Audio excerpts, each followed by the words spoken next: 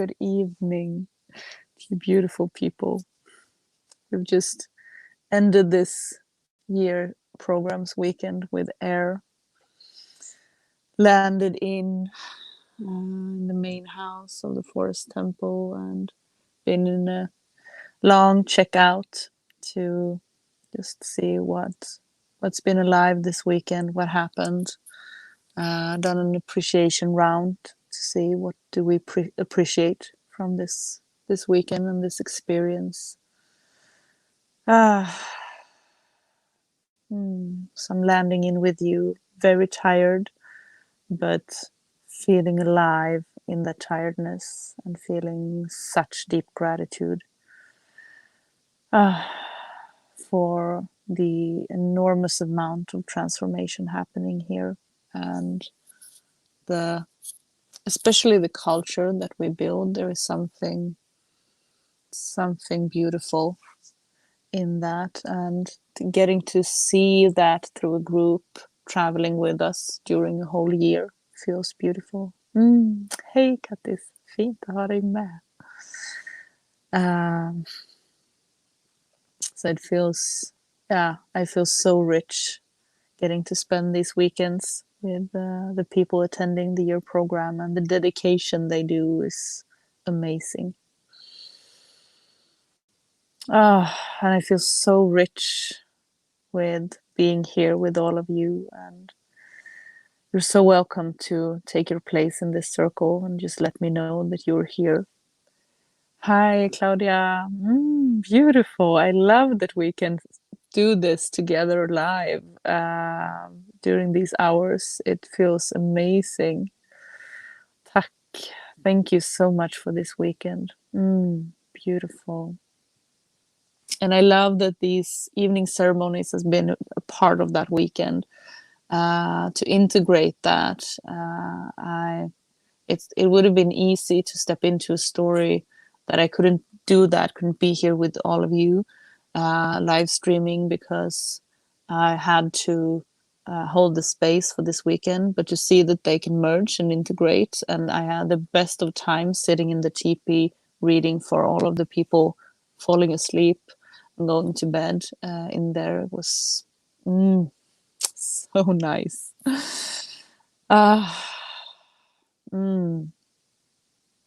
And yeah, I feel at home and whole and at peace. So thank you for sharing that with me. So let's take a deep breath together. Take our places in this circle and just land.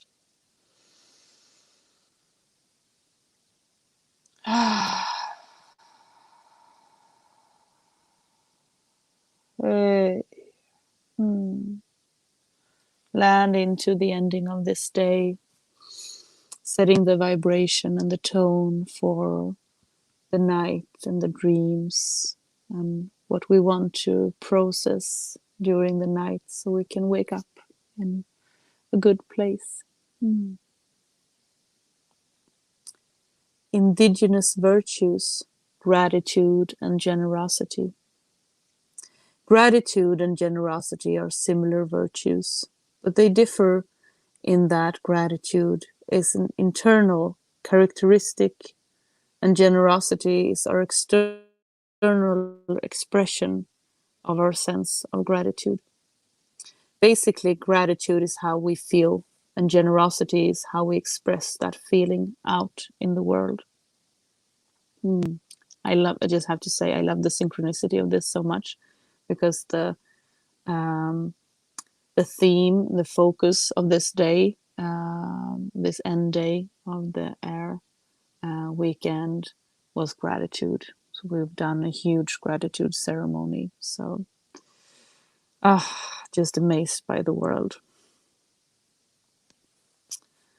Indigenous spiritual teachings associate gratitude and generosity with the East because of the sense of destruction and rebirth. If we find ourselves in a situation where we've given into the hole of despair, the best way to stop falling is to pull the rip cord and deploy our internal sense of gratitude. Then turn the negativity into positivity by immediately engaging the world in an act of generosity. To renew, to refresh, and to begin again is the lesson the East offers us. Let's go a bit deeper into each of these virtues. Gratitude. When we engage with the world from a place of gratitude, it's the difference between trying to make something happen and allowing something to happen. The defining difference between effort and effortlessness is the virtue of gratitude. We see the quotes and memes from the sage and the gurus that talk about gratitude. But why is gratitude such a core concept of joy, contentment, and well-being in our lives? The ancestors tell us there are two primary reasons. The first is that a person cannot exist in a place of fear and true gratitude at the same time.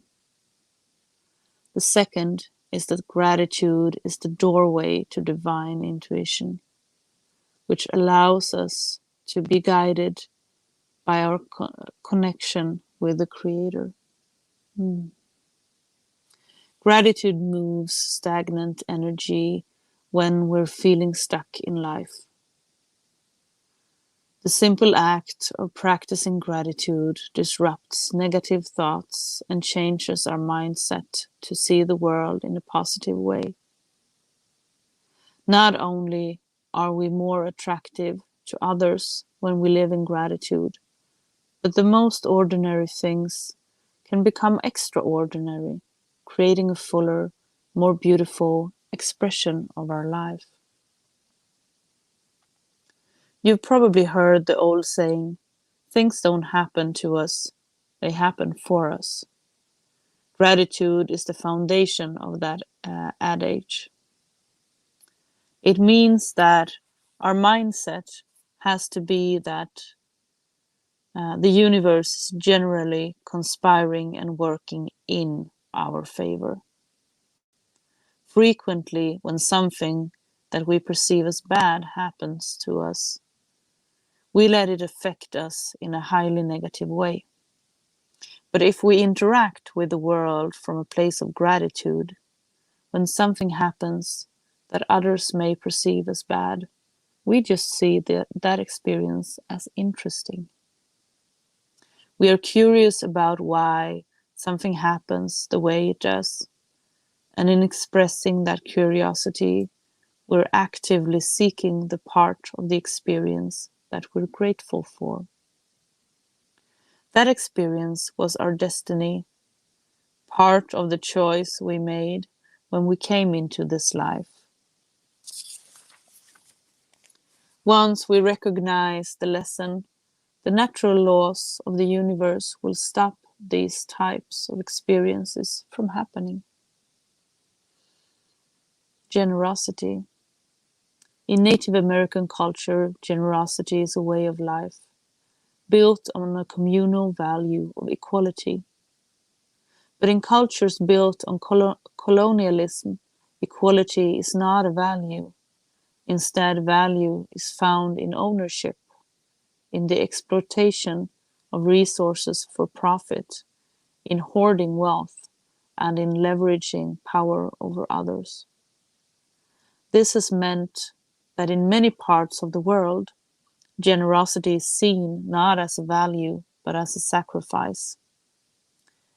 In the colonial mindset, when we're generous and we give something to someone, we see it as losing something, or perhaps as an exchange, as if our gift were something we can now hold over that person. Instead, in Indigenous cultures, we see our generosity as honoring that person, or helping to heal and ease their suffering, where our gift will increase their dignity, happiness, or joy. Our ancestors tell us that when we are generous with what we have, our own opportunities will expand in proportion to our genuine desire to help others.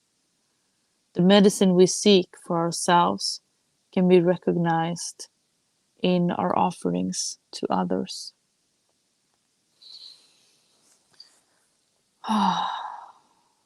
Spiritual practice, intentional prayer. What is prayer? Many people feel a disconnect from the practice of prayer. So let's start with visualization. That was hard today. Imagine the soul as a beehive. The hive is a pristine design of creation. It is home to a cloud of black and yellow fuzz balls, suspended in various moments of arrival and departure. These bumblebees flying in and out of the hive are prayers. Some bumblebees are leaving the hive with our desire for protection, clarity, healing, and favor for others and ourselves. And other bumblebees are coming into the hive, carrying the prayers that other peoples and our ancestors have sent to us. Prayer is how we express the vision we hold for the highest and best good for any being or experience. We can pray for ourselves, for people we know, for someone we see in passing, for any animal, for a forest, or a body of water, or for any situation going on in the world. We can pray to bless the path and the journey so that it will end in the highest and best outcome for that being or experience. Our prayer may be in silent reflection, in spoken words or song, or in a type of ceremony. And we can literally pray for anything. Praying has nothing to do with being religious, but has everything to do with being a spirit in human form. We don't need to be religious to pray, or for our prayer to be heard. Prayer is the language of the spirit world, and is not attached to time or distance. It's possible for a prayer on one side of the world to be at work on the other side of the world the moment that prayer is offered. The story of the uncle spirit and the nephew spirit. A young nephew spirit and an elder uncle spirit are sitting on a star watching the earth. The elder is teaching his young nephew how to tune into the frequency of the two-legged people. All of a sudden, the young spirit jumps up, holding his hands over his heart, yelling, "Uncle, I can feel them, I can feel them." "Very good," says the elder spirit. "Now hold that vibration and allow your eyes to loosely gaze on their planet." The young spirit starts hopping up and down and pointing at the earth. "I can see things, I can see things," the elder spirit asks. "Tell me, young one, what do you see?" The youngster describes millions of orbs of light coming out of the atmosphere and floating into the universe. "Uncle, those orbs are all the beautiful, quite beautiful, but what are they?" The elder replies, "Those are people's prayers." The young spirit watched for a bit longer and then asked, "Uncle, why are some orbs small and dim and others are big and bright?" The elder replies, "That's people's faith."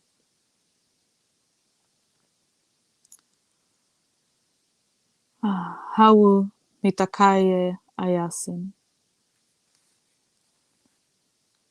The times when we wish the most for guidance. I don't have clarity around this issue. I don't know what to do. I don't know where the money is going to come from.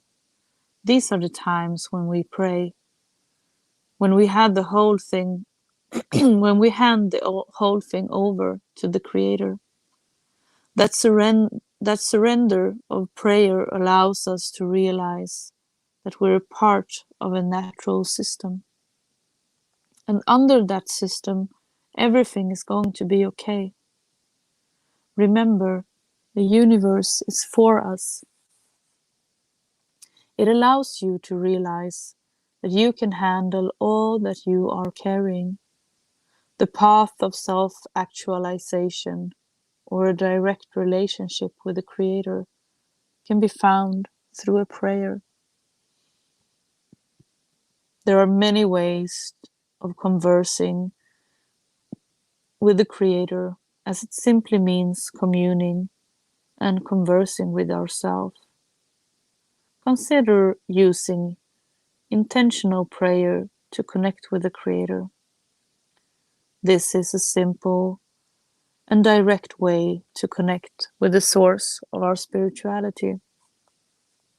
But in order to do this, we have to deeply connect with ourselves. When we feel called to the process of finding ourselves, it simply means that we feel pulled to connect with our authentic self and genuine nature. It's not meant to be some mysterious and esoteric activity. Finding yourself is simply finding clarity among many different perspectives of who we really are. And the best thing you can do for someone else is to work on becoming the best version of you. Because when you work on becoming the best uh, expression of yourself, you don't have to chase things you want the most. Instead, those things will chase you. Start by connecting with your authentic voice. To do this, simply close your eyes and lips. Relax quietly into the mind and be with yourself, calming and quieting the watery landscape of your thoughts for a minute or two. Once the water is calm, simply and intentionally say hello, then do it again and sit with the thought, who just said that? It's your voice from another dimension. That is the voice we use to pray intentionally and personally connect with the Creator. I think that's a beautiful place to end this evening ceremony, with that invitation of doing an intentional prayer. So take a time, a deep breath.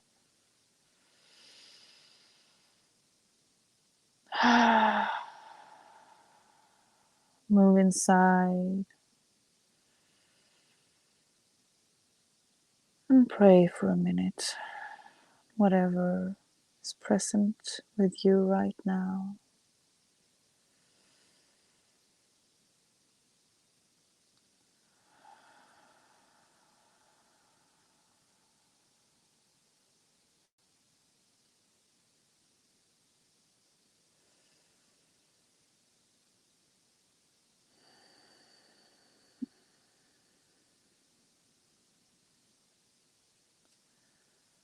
I also want to invite you to end this day, this evening ceremony, with gratitude and share with us what you are grateful for in your life right now, in the world, in you, whatever feels present. Because ending the day in gratitude can be a life-changing gift. Tonight, this evening, my gratitude goes out to the courage of all the people living at this age, in this huge shift we are in.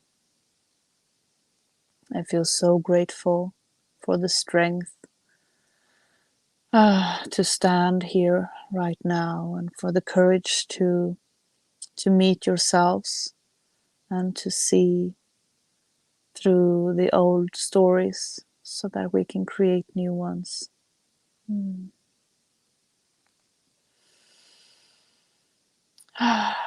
Thank you so much. Mm.